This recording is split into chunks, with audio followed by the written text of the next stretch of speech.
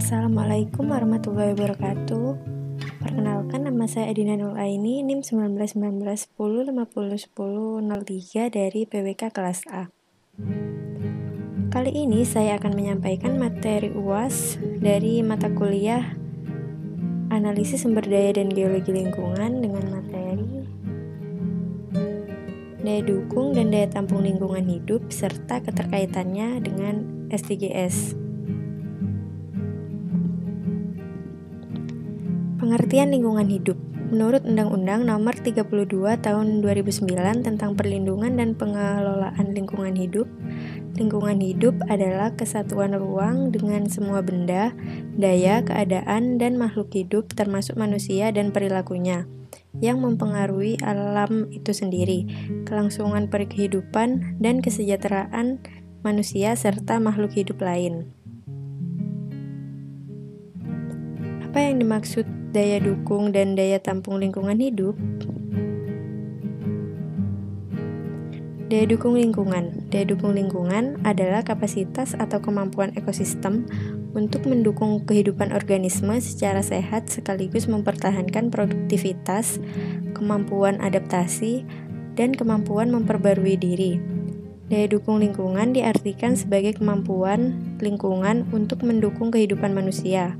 Pelestarian daya dukung lingkungan adalah rangkaian upaya untuk melindungi kemampuan lingkungan hidup terhadap tekanan perubahan dan atau dampak negatif yang ditimbulkan oleh suatu kegiatan agar tetap mampu mendukung kehidupan manusia dan makhluk hidup lain.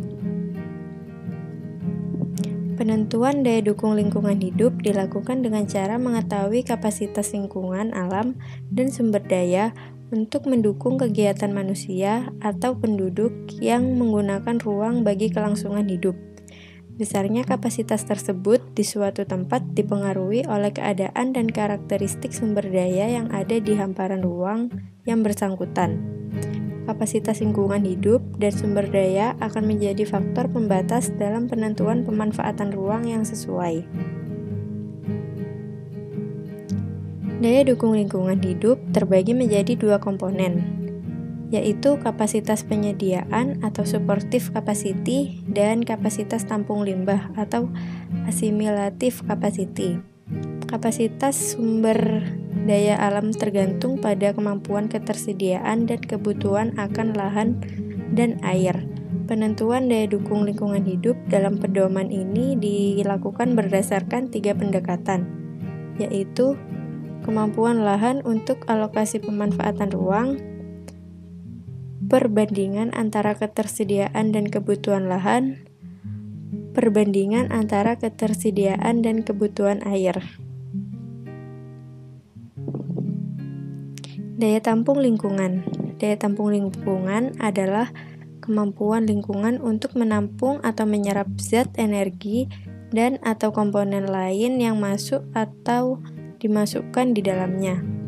Pelestarian daya tampung lingkungan hidup adalah rangkaian upaya untuk melindungi kemampuan lingkungan hidup untuk menyerap zat, energi, dan atau komponen lain yang dibuang ke dalamnya.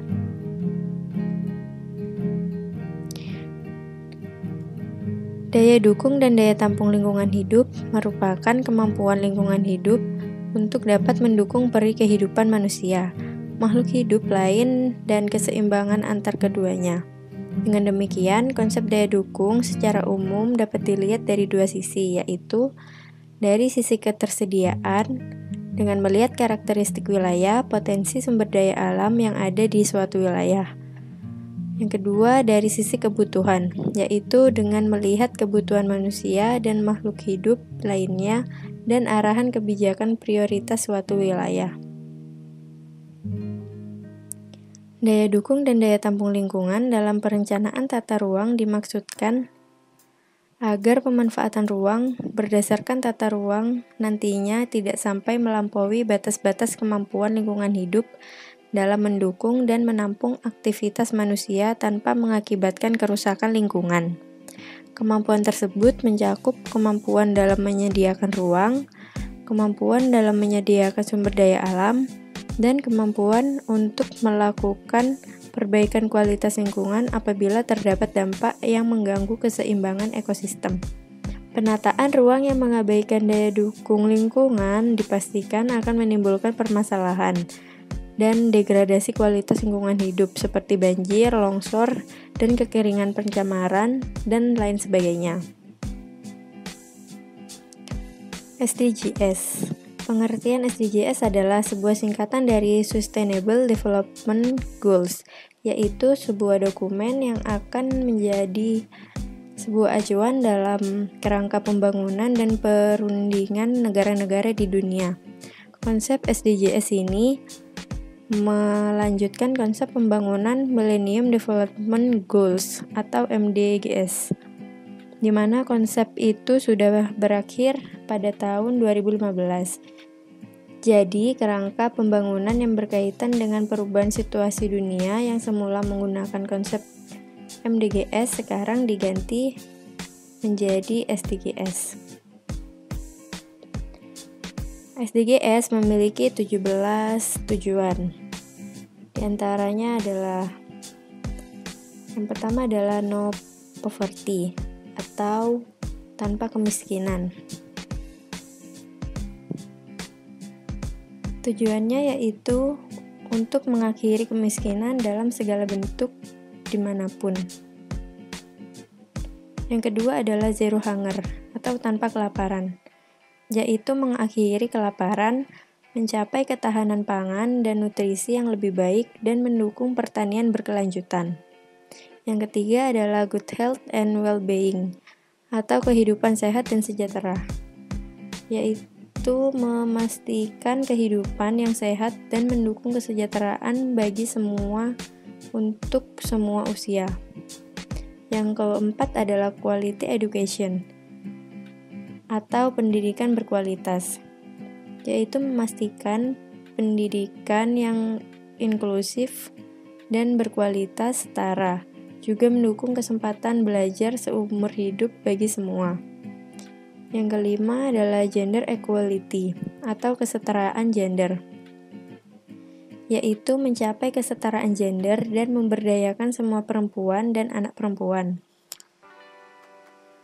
Yang keenam adalah clean water and sanitation atau air bersih dan sanitasi layak, yaitu memastikan ketersediaan dan manajemen air bersih yang berkelanjutan dan sanitasi bagi semua. Yang ketujuh adalah affordable and clean energy atau energi bersih dan terjangkau, yaitu memastikan akses terhadap energi yang terjangkau, dapat diandalkan, berkelanjutan, dan modern bagi semua. Yang kedelapan adalah decent work and economic growth atau pekerjaan layak dan pertumbuhan ekonomi. Tujuannya yaitu mendukung pertumbuhan ekonomi yang inklusif dan berkelanjutan, tenaga kerja penuh dan produktif, dan pekerjaan layak bagi semua. Tujuan yang kesembilan adalah industri, innovation, and infrastruktur. Tujuannya adalah membangun infrastruktur yang tangguh, mendukung industrialisasi yang inklusif dan berkelanjutan, dan membantu pengembangan inovasi. Tujuan yang ke-10 adalah reduce inequalities atau berkurangnya kesenjangan.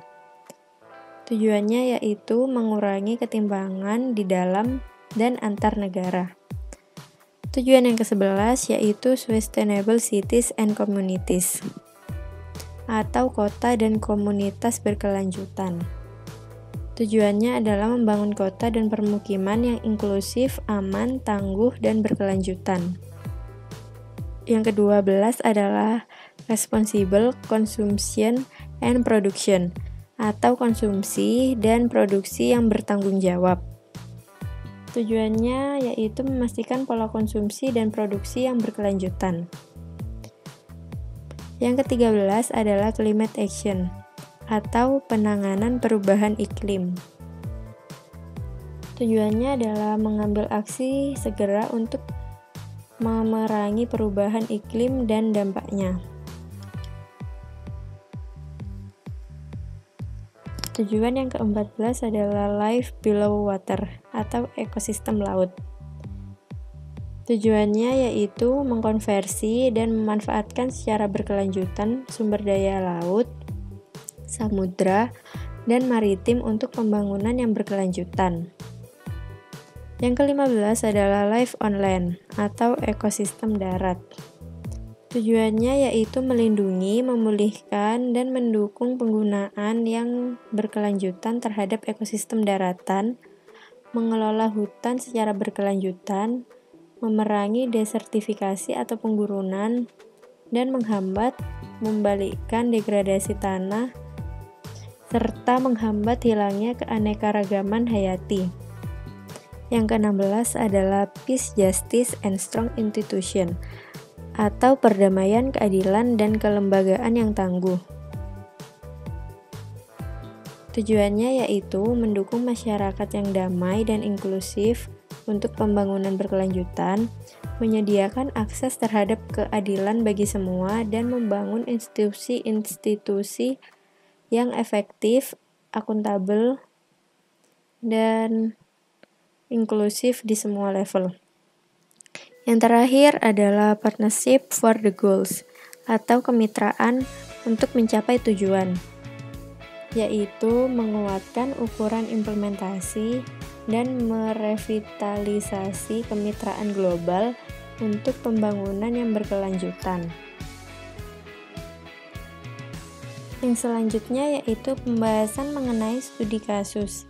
Di sini saya memilih studi kasus mengenai arahan pengembangan kawasan LP2B atau lahan pertanian pangan berkelanjutan padi berbasis D3TLH atau daya dukung dan daya tampung lingkungan hidup di Kabupaten Kulon Progo. Pembahasan studi kasus. Berakhirnya MDGs pada tahun 2015 dan dilanjutkan dengan SDGs tidak menyurutkan komitmen Indonesia untuk mencapai tujuan yang mencerminkan komitmen negara untuk mensejahterakan rakyatnya sekaligus menyumbang kesejahteraan masyarakat dunia. Tujuan pertama MDGs untuk menanggulangi kemiskinan dan kelaparan dengan cara menurunkan hingga setengahnya proporsi penduduk yang menderita kelaparan dalam kurun waktu 1990 sampai 2015 dirasa cukup berhasil sehingga pada Sustainable Development Goals atau SDGs, tujuan untuk mengurangi angka kemiskinan dan kelaparan dilanjutkan dengan tujuan yang lebih besar, yakni Zero Hunger atau mengakhiri kemiskinan dan semua tempat dalam segala bentuknya dan mengakhiri kelaparan, meraih keamanan pangan, dan memperbaiki gizi, serta mempromosikan pertanian berkelanjutan. Kabupaten Kulon Progo memiliki kawasan potensi pertanian pangan berkelanjutan seluas 9.473,08 hektar. Luasan ini masih memenuhi jumlah luasan lahan pertanian pangan berkelanjutan atau LP2B yang ditetapkan pada Perda DIY nomor 10 tahun 2011 yaitu sebesar 5.029 hektar. Untuk penutupan KP2B atau kawasan pertanian pangan berkelanjutan menjadi LP2B atau lahan pertanian pangan berkelanjutan terdapat 4 syarat, yaitu produktivitas panen lebih dari 3 ton per hektar per tahun, intensitas penanaman lebih dari 1 kali per tahun, curah hujan lebih dari 1.000 mm per tahun, dan status irigasi. Jika minimal 2 syarat dari 4 syarat tersebut terpenuhi, maka lahan tersebut dapat dijadikan LP2B.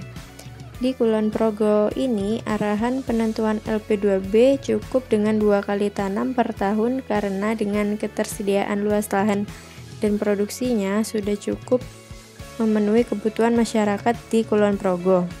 Arahan LP2B di Kulon Progo Arahan LP2B di Kulon Progo terutama tersebar di wilayah bagian selatan mendekati pesisir Laut Jawa, yang reliefnya datar seperti Galur, Landah, Panjatan, Wates, Temon, dan sebagian kecil di bagian agak utara yaitu Nanggulan.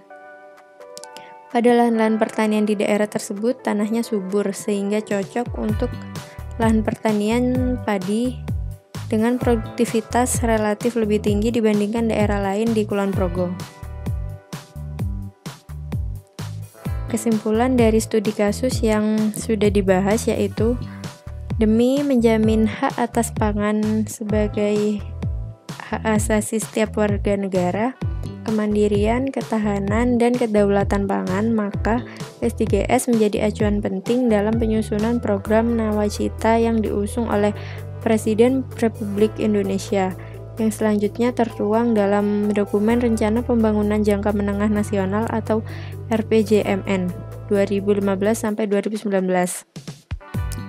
bahwa pemerintah ingin mewujudkan kemandirian ekonomi dengan menggerakkan sektor-sektor strategis ekonomi domestik dan meningkatkan kedaulatan pangan.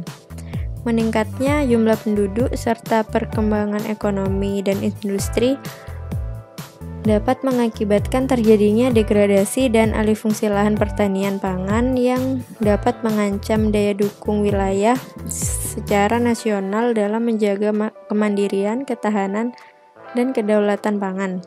Melihat dari kenyataan tersebut, maka diperlukan perlindungan lahan pertanian pangan berkelanjutan.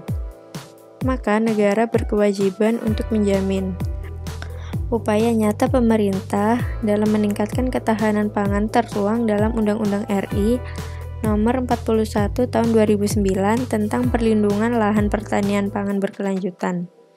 Pengendalian perubahan menjadi lahan terbangun di Kabupaten Kulon Progo perlu dilakukan agar ketersediaan lahan pertanian dapat terus berkelanjutan sehingga kebutuhan pangan masyarakat tetap dapat dipenuhi dari wilayah tersebut. Sekian presentasi dari saya. Apabila ada salah kata, mohon maaf. Wassalamualaikum warahmatullahi wabarakatuh.